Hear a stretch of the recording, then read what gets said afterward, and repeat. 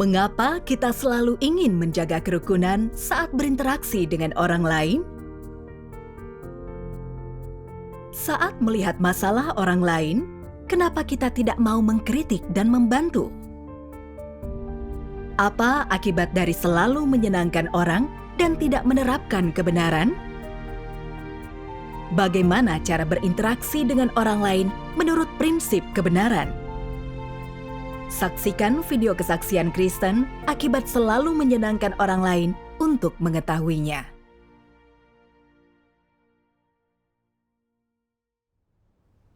Aku menangani pekerjaan Injil di gereja. Aku dan Wanda pemimpin kelompok. Awalnya, aku melihat saudari Wanda proaktif dan efektif dalam pekerjaannya.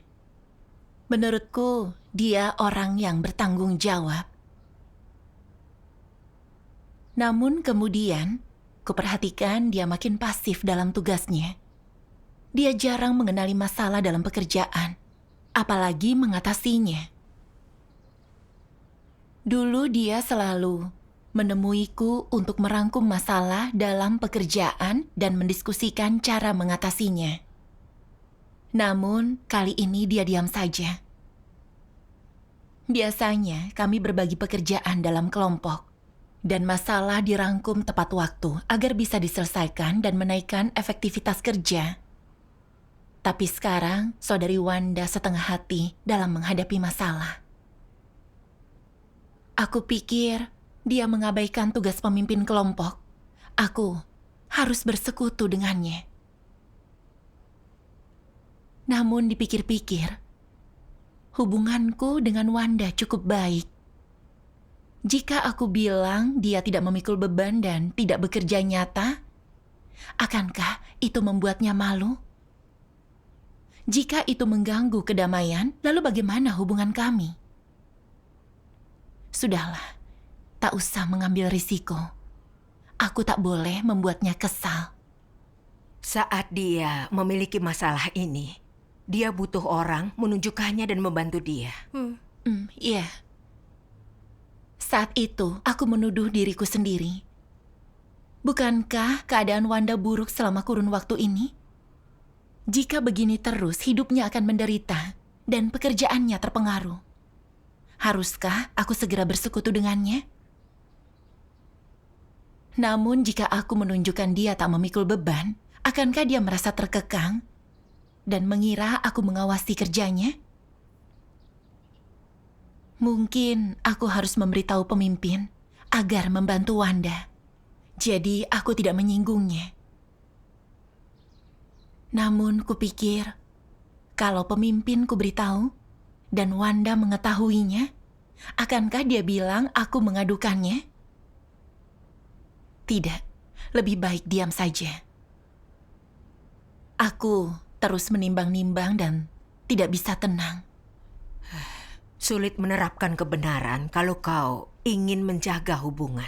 Benar. Iya. Aku sadar keadaanku salah. Jadi aku berdoa kepada Tuhan agar menuntunku mencari kebenaran dan mengatasi masalahku. Suatu hari di pertemuan, aku melihat firman Tuhan.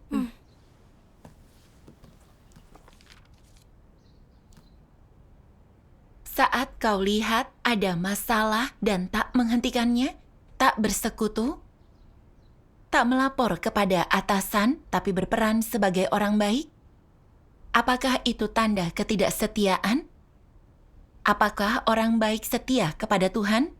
Tidak sedikit pun.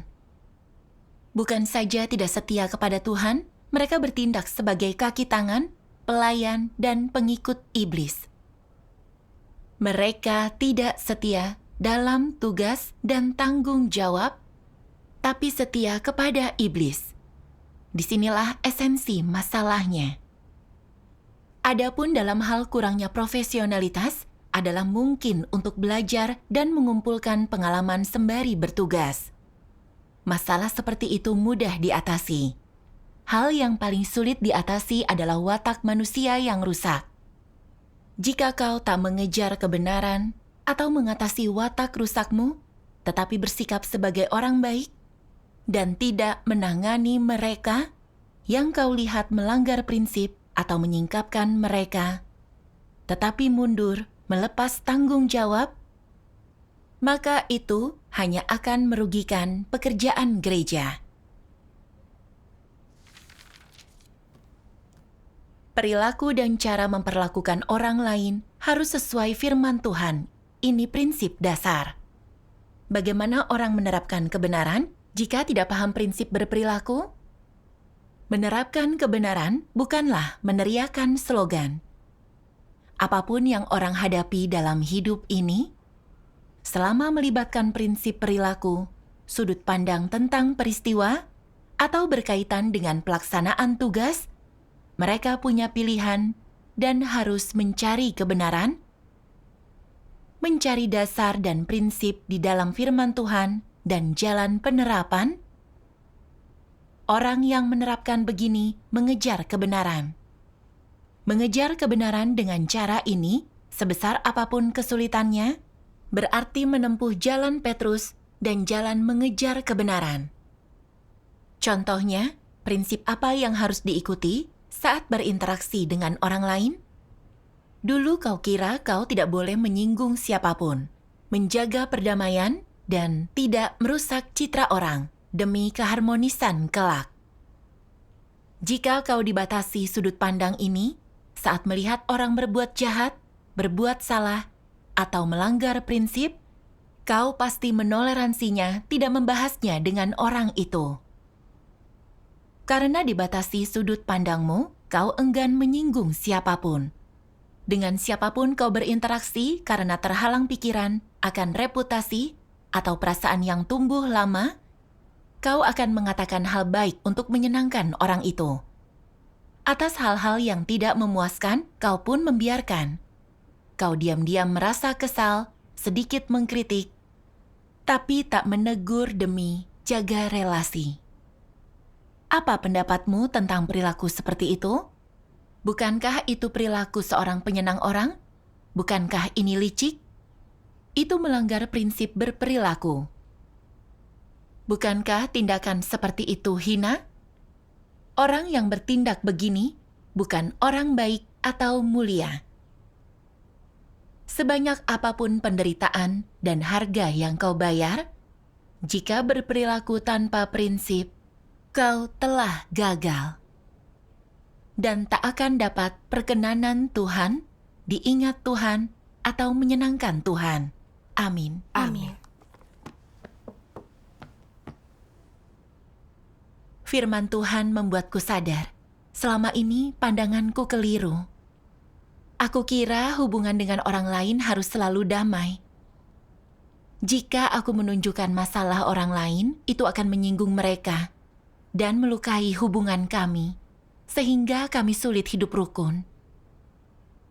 Setelah membandingkannya dengan firman, aku paham itu bertentangan dengan kebenaran dan prinsip menjadi manusia.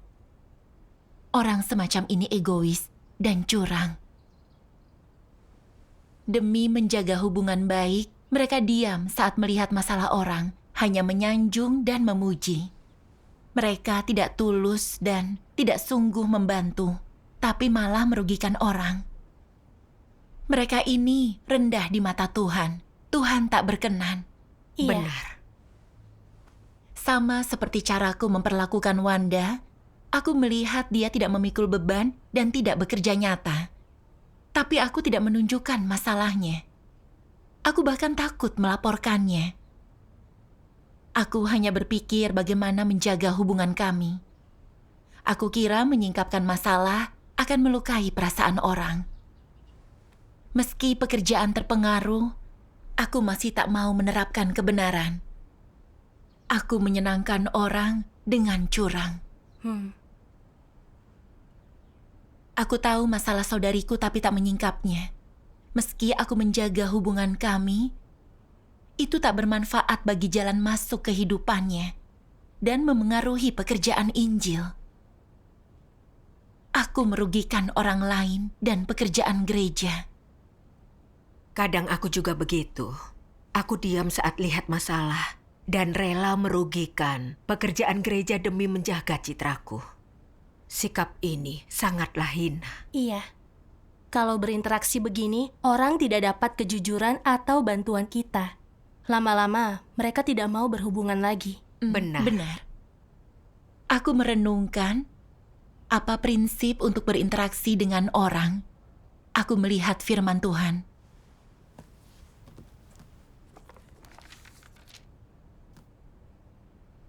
Kau harus fokus pada kebenaran, jadi dapat masuk ke dalam hidup. Baru kau dapat membekali dan memimpin orang. Jika tindakan orang lain bertentangan dengan kebenaran, bantu mereka mengejar kebenaran dengan kasih.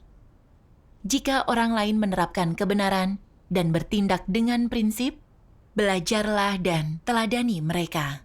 Inilah makna saling mengasihi. Suasana seperti inilah yang harus ada di gereja. Semua orang fokus pada kebenaran dan berusaha memperolehnya.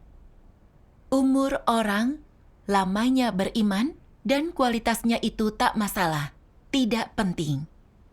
Di hadapan kebenaran, semua setara. Lihatlah siapa yang bicara benar dan sesuai dengan kebenaran, siapa yang memikirkan kepentingan rumah Tuhan, yang paling terbeban, yang memahami kebenaran, yang punya rasa keadilan, dan yang mampu membayar harga. Orang seperti itu harus didukung dan dihargai saudara-saudari.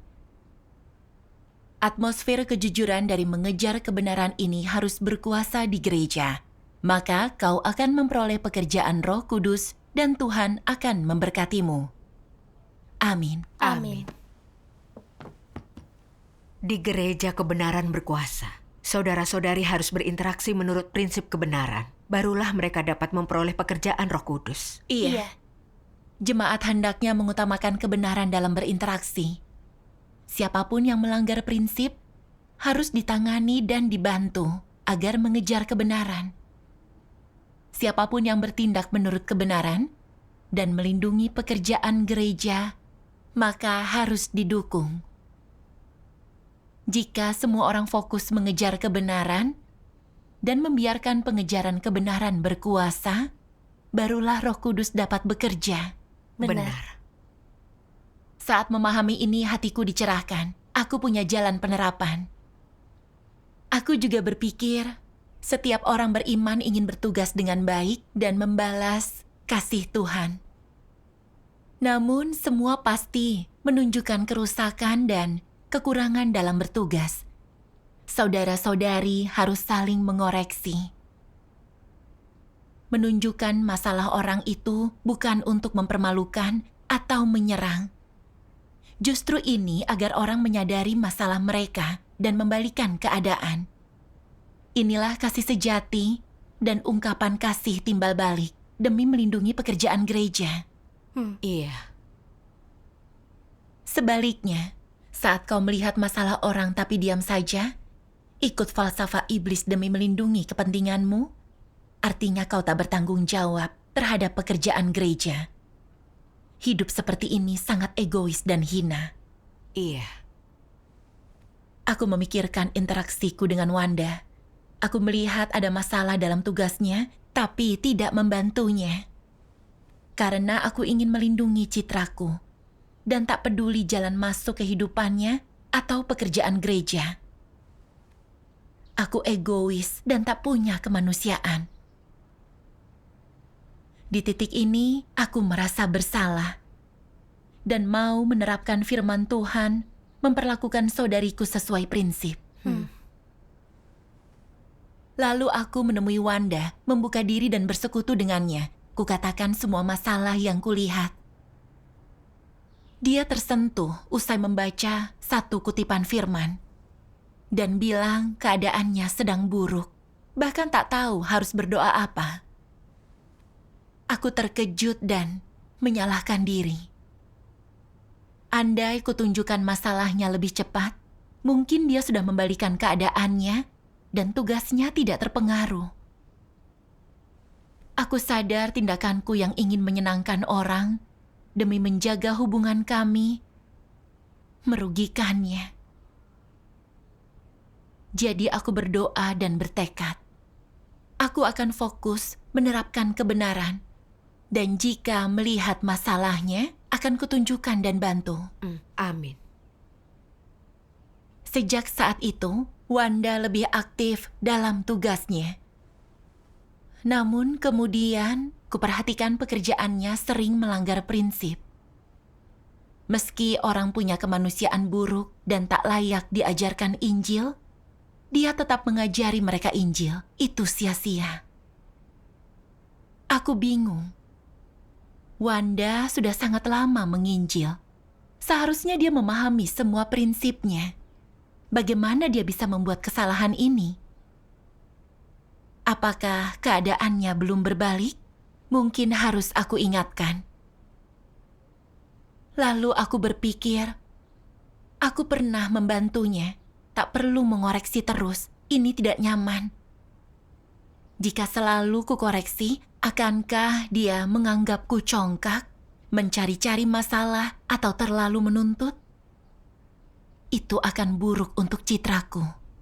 Kubiarkan saja. Jadi, aku melihat keadaan Wanda tak benar saat bertugas, tapi tetap tutup mata dan tidak menunjukkannya. Setelah beberapa waktu, Wanda dipecat karena terus ceroboh dan tak efektif saat bertugas. Aku merasa bersalah. Aku melihat ada masalah dalam tugasnya, tapi aku abaikan. Aku tutup mata dan tidak mengingatkannya. Kini dia dipecat. Aku turut bertanggung jawab. Aku menderita dan bingung. Mengapa aku selalu ingin menyenangkan orang lain? Apa sumber dari masalah ini? Saat merenung dan mencari, aku melihat firman Tuhan.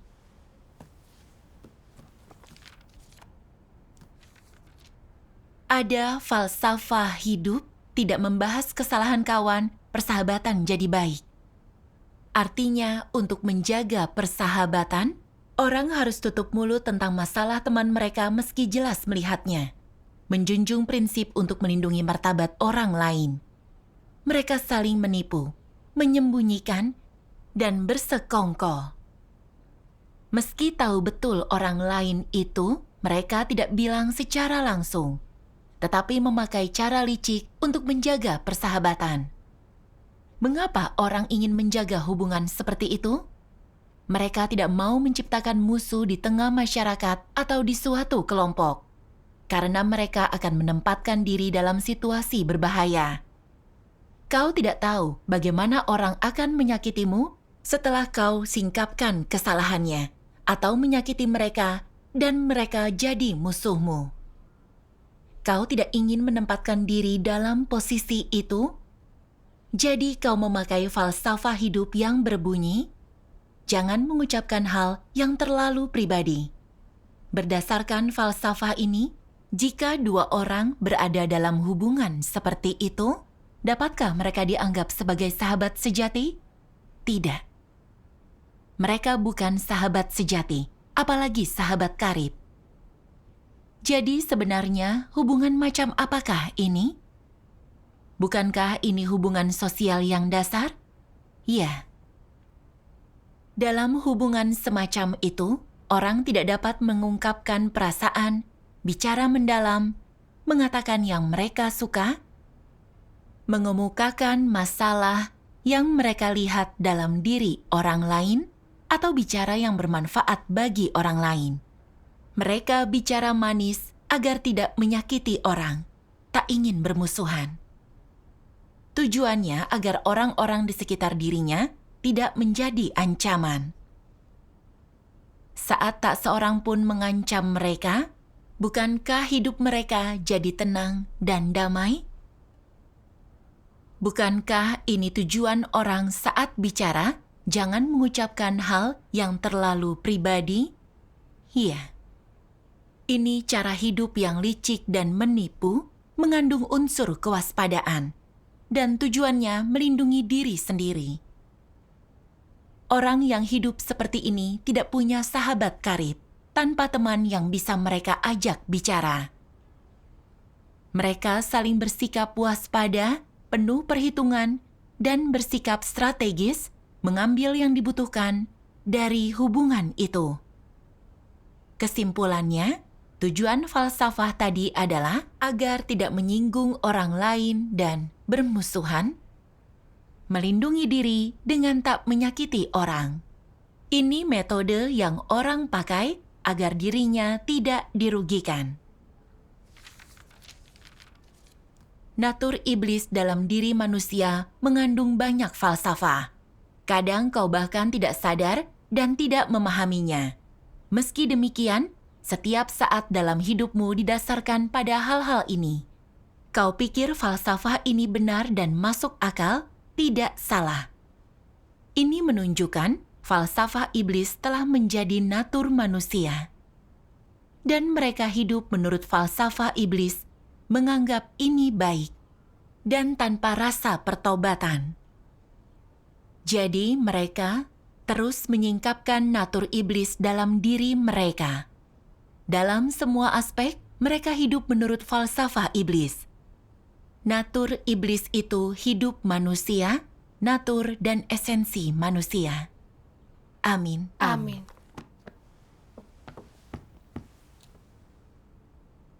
Dari firman Tuhan aku mengerti. Alasan aku selalu ingin menyenangkan orang karena aku telah dirusak oleh iblis. Hatiku penuh dengan falsafah iblis.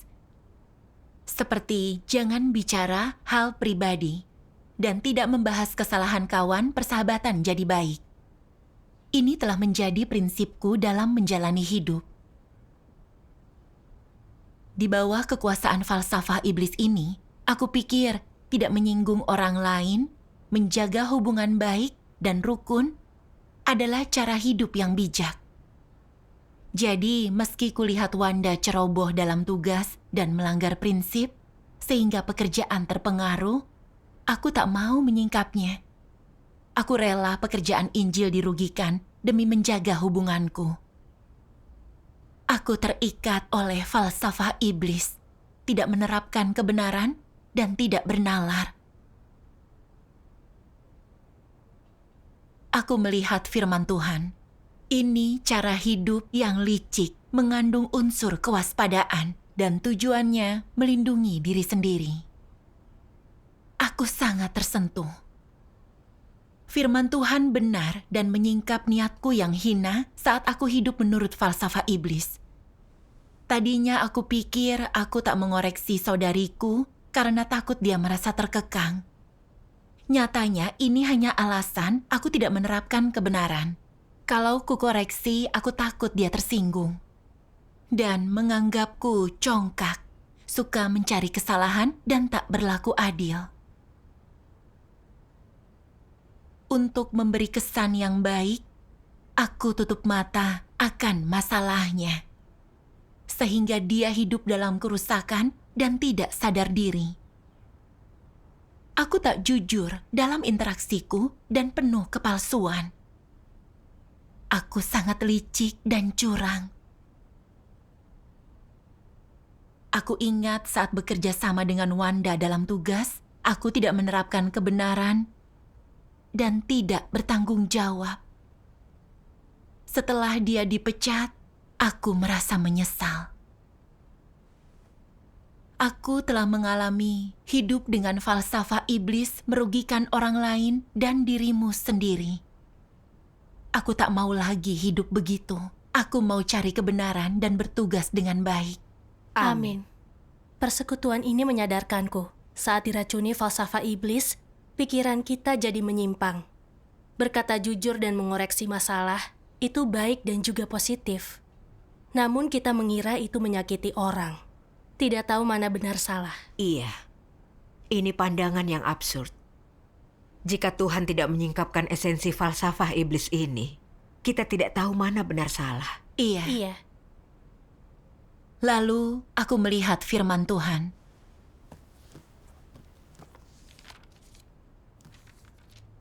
Lebih spesifik, menjadi jujur artinya menjadi sederhana dan terbuka, tidak menyembunyikan diri, tidak berbohong atau bicara berbelit-belit, berterus terang, punya rasa keadilan, dan berkata jujur.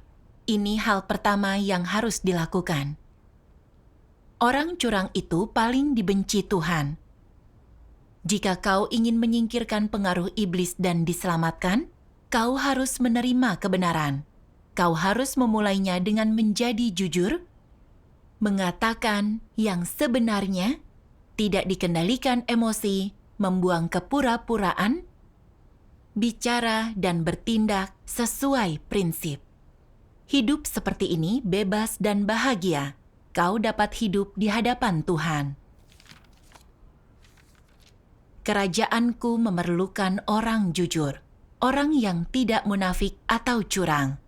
Bukankah orang yang tulus dan jujur tidak disenangi di dunia? Aku justru sebaliknya. Orang jujur boleh datang kepadaku. Aku menyenangi mereka dan membutuhkan mereka. Inilah kebenaranku. Amin. Amin. Dari firman ini aku paham, Tuhan menyukai orang yang jujur, orang yang berterus terang dan tidak menipu. Hanya orang jujur yang layak masuk kerajaan Tuhan. Ini diputuskan watak benar Tuhan. Iya. Amin. Renungkanlah keadaan di dunia sekuler, setiap hubungan itu pura-pura. Hanya ucapan yang menyenangkan dan menyanjung, tak ada kejujuran. Dalam menghadapi hal yang menentang nurani, banyak yang pilih melindungi diri dan berusaha menghindari masalah. Mereka tak berani berkata jujur, tidak dapat dipercaya, dan tak punya integritas. Iya. Namun saat berinteraksi, aku pun menerapkan falsafah ini. Saat lihat masalah, aku tak menyingkap atau membantu, hanya menjaga hubunganku. Hidup begini, licik dan curang, Tuhan membencinya. Aku teringat Tuhan itu kudus, punya esensi yang bisa dipercaya. Tuhan yang berinkarnasi berinteraksi dengan manusia. Dia mengungkapkan kebenaran dan menghakimi orang menurut watak rusak dan gagasan mereka akan Tuhan. Firman penghakiman dan penyingkapan Tuhan bicara langsung ke esensi kerusakan kita. Meskipun firman-Nya keras, itu agar kita mengenal diri, bertobat dan berubah. Firman Tuhan itu kuat dan tegas. Semuanya itu ucapan yang tulus. Hati Tuhan jujur dan dapat dipercaya manusia. Iya. Amin. Jika Tuhan tak menunjukkannya kepada kita, jika Dia tidak menyingkapkan kebenaran tentang manusia yang dirusak iblis, kita pasti tak mengenal diri. Kita akan hidup dalam imajinasi menganggap diri kita baik. Watak rusak kita tak akan berubah dan kita tak bisa diselamatkan. Iya. Tuhan ingin kita memahami kerusakan kita melalui firman penghakiman-Nya. Bertobat, hidup menurut firman-Nya, dan berusaha jujur. Ini kasih Tuhan bagi manusia. Iya. Setelah merenung, kurasakan dorongan besar. Aku bertekad mengikuti tuntutan Tuhan, jadi orang murni, lurus, dan jujur. Puji Amin. Tuhan. Suatu hari, aku rapat dengan pemimpin saudari Belinda. Aku sadar ada penyimpangan dalam pekerjaan dan ingin menunjukkannya. Tapi aku pikir, dia ini pemimpin. Jika aku tunjukkan penyimpangan dalam tugasnya, akankah dia malu? Bagaimana jika dia pikir, aku berusaha mempersulitnya? Sudahlah, aku diam saja. Semua orang berbuat salah. Di titik ini aku sadar, mentalitasku yang suka menyenangkan orang muncul lagi. Aku berdoa agar Tuhan menuntunku menerapkan kebenaran. Amin. Lalu aku membaca firman Tuhan.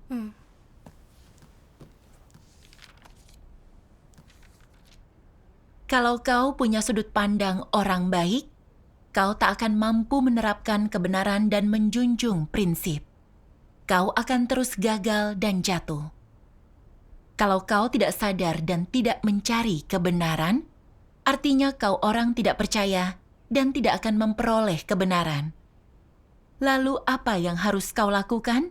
Saat menghadapi hal-hal semacam itu, kau harus berseru kepada Tuhan dalam doa, memohon keselamatan, memohon lebih banyak iman dan kekuatan, agar kau mematuhi prinsip, melakukan kewajiban, bertindak menurut prinsip, berdiri teguh, melindungi kepentingan dan pekerjaan rumah Tuhan. Kalau kau mampu melepaskan kepentingan diri, reputasi, dan pandangan tentang orang baik, kalau kau lakukan yang harus kau lakukan dengan hati jujur, kau akan mengalahkan iblis dan dapat aspek kebenaran ini. Kalau kau hidup menurut falsafah iblis, mempertahankan hubunganmu dengan orang lain, dan tidak menerapkan kebenaran, takut mematuhi prinsip, mampukah kau terapkan kebenaran dalam hal-hal lain? Kau tak akan punya iman dan kekuatan. Kalau kau tak mencari atau menerima kebenaran, apakah kau akan memperoleh kebenaran? Tidak. Tanpa memperoleh kebenaran, bisakah kau diselamatkan? Tidak bisa. Kalau kau hidup menurut falsafah iblis, tidak punya kenyataan kebenaran, kau tidak akan pernah dapat diselamatkan. Seharusnya kau mengerti, memperoleh kebenaran adalah syarat diselamatkan. Bagaimana kau bisa mendapat kebenaran? Kalau kau menerapkan kebenaran, hidup menurut kebenaran, dan kebenaran menjadi dasar hidupmu, kau akan memperoleh kebenaran dan hidup, serta akan diselamatkan. Amin. Amin. Dari firman Tuhan, aku sadar jika orang ikut falsafah iblis, menyenangkan orang, mereka tak akan memperoleh kebenaran dan keselamatan. Iya. Aku juga paham, jika kau ingin mengatasi masalah itu, kau harus banyak berdoa, mohon kekuatan Tuhan menyangkal daging, dan lebih memikirkan pekerjaan gereja. Dengan penerapan begini, perlahan kau mengalahkan belenggu watak rusakmu.